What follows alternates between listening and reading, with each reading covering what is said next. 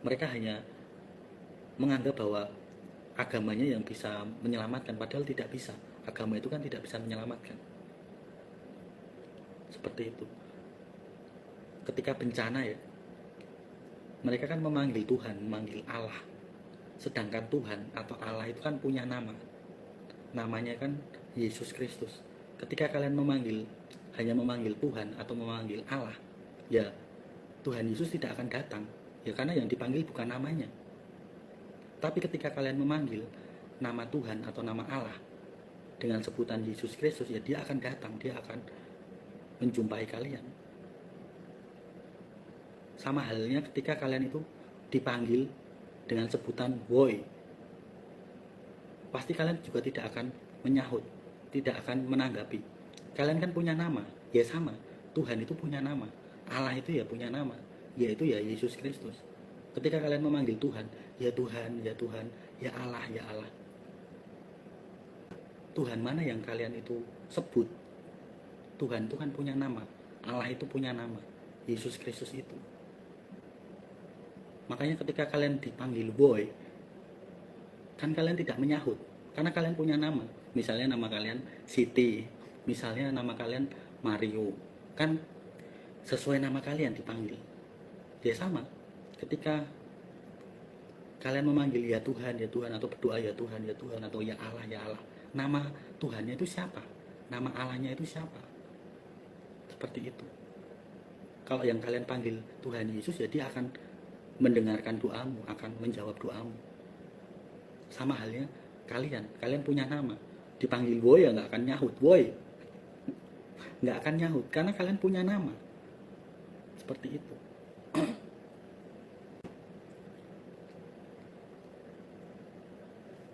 Sang pencipta itu punya nama, begitu juga yang diciptakan itu punya nama. Ketika kalian mengenal sang pencipta kalian, ya kalian otomatis akan memanggil namanya, bukan memanggil gelarnya, bukan memanggil jabatannya sebagai Tuhan, sebagai Allah, tapi namanya. Kalau kalian memanggil gelarnya, jabatannya, Tuhan atau Allah, mau sampai tahun depan pun ya tidak akan direspon, ditanggapin. Ya karena yang kalian panggil hanya Tuhan, hanya Allah, bukan namanya. Ya karena kalian tidak mengenal Tuhan kalian, tidak mengenal Allah kalian itu namanya siapa. Seperti itu. Ya wajar kalau kalian tidak pernah mendengarkan suara Tuhan. Yang kalian panggil itu siapa? Seperti itu.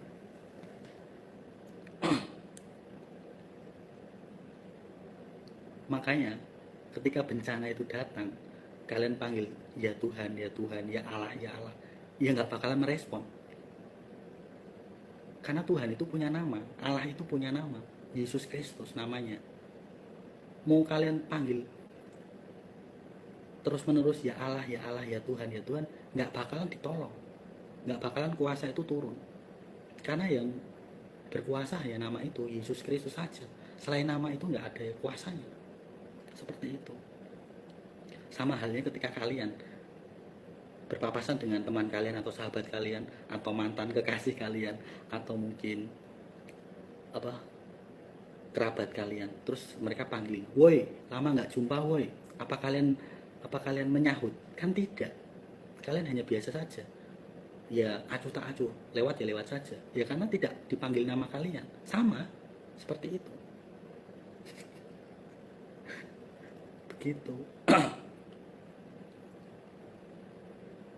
Sang pencipta saja punya nama, apalagi yang diciptakannya pasti punya nama. Anak-anaknya itu punya nama, bahkan di setiap anak-anaknya itu punya kode nama. Di dalam diri manusia itu ada kodenya.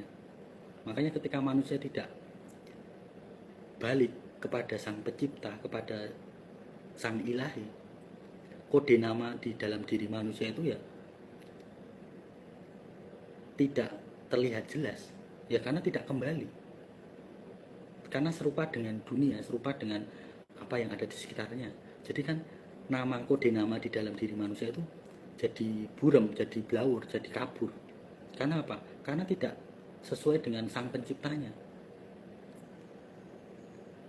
Makanya tidak kenal sang pencipta pada yang diciptakannya. Kenapa? Ada yang operasi plastik, ada yang vaksin. Gimana sang pencipta itu mengenalnya?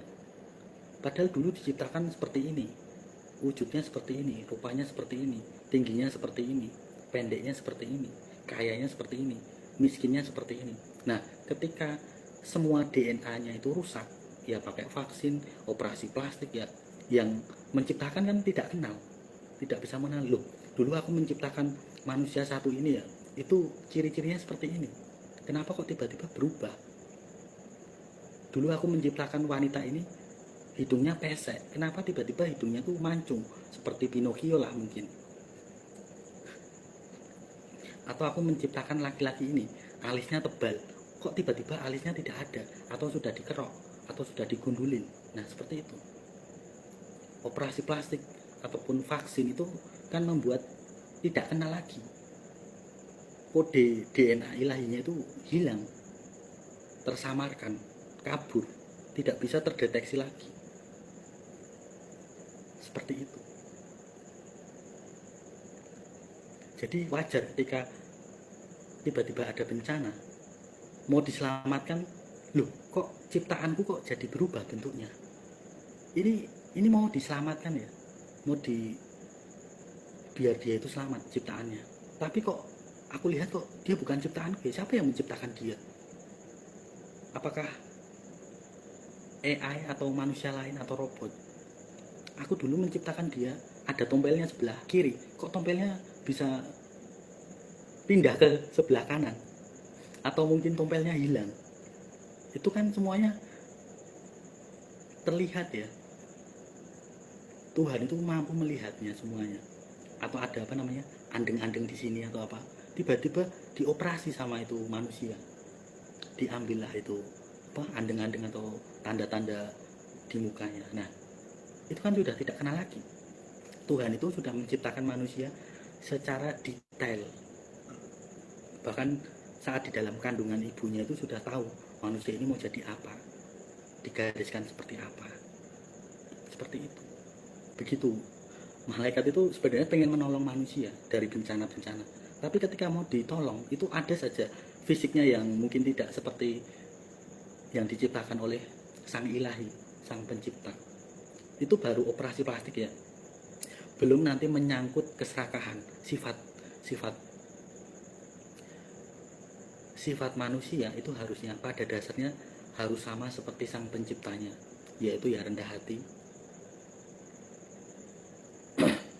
mau mengampuni, mau mengasihani. Nah, ketika malaikat itu datang mau menolong atau menyelamatkan, yang dilihat malaikat itu karakter yang sombong, yang angkuh, yang bebal, yang tidak ada kerendahan hati. Bagaimana malaikat mau menyelamatkan orang seperti itu, sedangkan sifat atau karakter dari sang penciptanya saja tidak punya?